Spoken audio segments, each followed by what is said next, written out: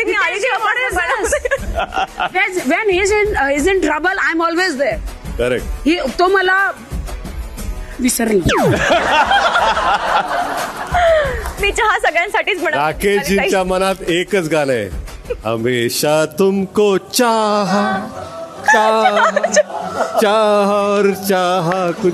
मराठीच्या अपकमिंग एपिसोडमध्ये भाऊच्या धक्क्यावर भाऊनी घरातील सदस्यांसाठी एक म्हणीचा टास्क आणला आहे आणि भाऊ जे म्हणी बोलत आहेत त्यातला कोणती म्हण कोणत्या सदस्याला लागू पडते हे त्या सदस्यांनी सांगायचं आहे. यावर तन्वीला जेव्हा उंटावरून शेळ्या हाकणे ही म्हण सांगते तेव्हा ती विशालचं नाव घेते.